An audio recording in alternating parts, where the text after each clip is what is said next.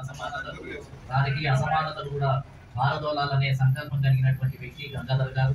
మరి ఈ రాష్ట్రంలో ఇప్పుడు కూడా కొన్ని ఆధిపత్య వర్గాలకు సంబంధించినటువంటి అభ్యర్థులే నిరంతరం గెలుస్తున్నారు. అడుగు మలగిన వర్గాలకు సంబంధించినటువంటి అభ్యర్థులను కూడా ఎమ్మెల్సీగా, ఎమ్మెల్యేలుగా, ఎంపీలుగా గెలుపొందించాల్సినటువంటి బాధ్యత మన మీద ఉంది. కానీ సమాజంలో ఏంటంటే ఇంకా ఓటర్స్లలో సరైనటువంటి అవగాహన రాలేదు. ఈ సమాజంలో మరి ఓటు హక్కుకు చాలా విలువ ఉంది. మరి అటువంటి ఓటర్లలో కూడా ఒక పరివర్తన తీసుకొచ్చే విధంగా మరి రావాల్సినటువంటి అవసరం ఉంది. కాబట్టి మరి ఈ మదన గంగాధర్ మద్దతుగా మరి ఈరోజు మరి అందరం కూడా అన్ని సంఘాల వాళ్ళని కూడా మద్దతు ప్రకటిస్తున్నాం. వారి గెలుపు కోసం కృషి చేస్తాము అని చెప్పి తెలియజేస్తున్నాం. రానున్న కాలంలో ఖచ్చితంగా మరి గంగాధర్ లాంటి వ్యక్తి మంచి డైనమిక్ పర్సన్. మరి నిజామాబాద్, అదేవిధంగా ఆదిలాబాద్, అదేవిధంగా కరీంనగర్, మరి ఈ 3 జిల్లాలకు సంబంధించినటువంటి పట్టభద్రులకు సంబంధించినటువంటి అభ్యర్థిగా పోటీ చేయడం జరుగుతుంది.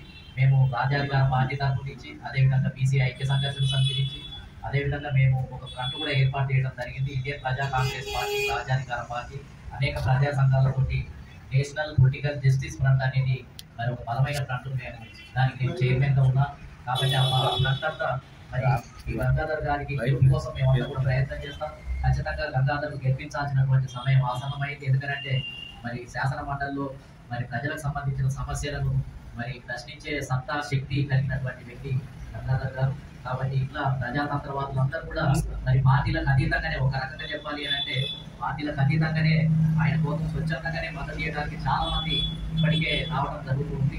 కాబట్టి ఖచ్చితంగా గెలిపించడానికి అవసరమైతే ఇక్కడ ఉన్నటువంటి టీం అంతా కూడా జిల్లాల వారీగా పర్యటన కార్యక్రమాన్ని కూడా చేపడతామని, గెలుపు కోసం ప్రయత్నం చేస్తాము అని చెప్పి ఈ సందర్భంగా తెలియజేస్తున్నాను. VGR Naragoni, chairman, national political justice front. పాత్రికేయులకి నమస్కారం.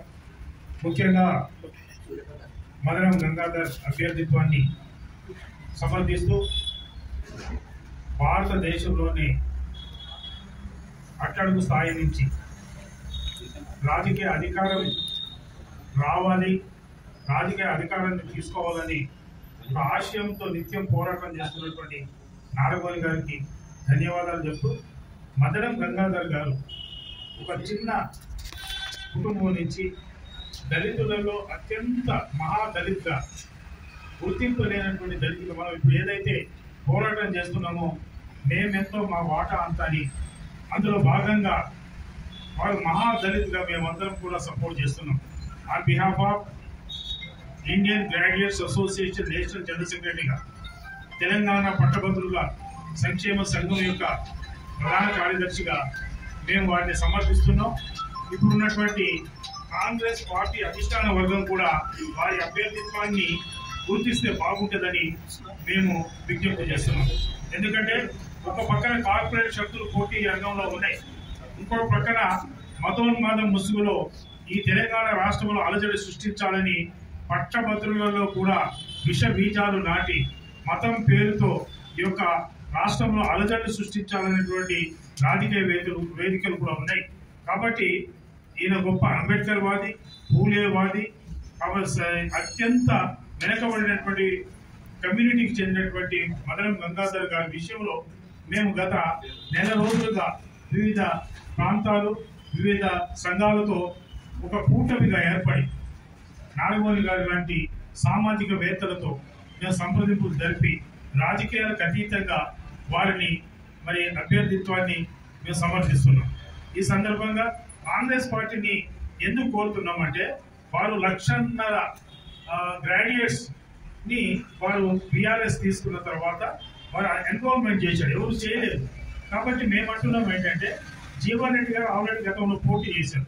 ఈసారి జీవన్ రెడ్డి గారు పోటీ చేయటం లేదని తెలిసింది. అది ఎంతవరకు నిజమో మాకు తెలియదు. కానీ వారి స్థానంలో వీరికి అవకాశం ఇవ్వాలి అనేటటువంటిది మేము అధిష్టాన వర్గానికి, వి హనుమంతరావు గారికి, మహేష్ కుమార్ గౌడ్ గారికి, ముఖ్యమంత్రి గారికి, జానారెడ్డి గారికి, ఇంకా ఉన్నటువంటి కొప్పుల రాజు గారికి అందరికి కూడా విజ్ఞప్తి చేసి అభ్యర్థిత్వం అయితే కాంగ్రెస్ పార్టీ కూడా ఈ యొక్క దళితులలో ఉన్నటువంటి క్రింది స్థాయి వాళ్ళని గుర్తించినట్లయితే అని విజ్ఞప్తి చేయడం జరిగింది. కంపల్సరిగా తప్పకుండా వారి యొక్క అభ్యర్థిత్వాన్ని అన్ని రాజకీయ పక్షాలు, ఈవెన్ వామపక్షాలు కూడా మరి సపోర్ట్ చేయాలని, వామపక్షాలకి తర్వాత ఇతర రాజకీయ పక్షాలకి ఎక్సెప్ట్ భారతీయ జనతా పార్టీ అందరికీ కూడా విజ్ఞప్తి చేస్తూ ముగిస్తుంది. దక్షిణాది రాష్ట్రాల అధ్యక్షులు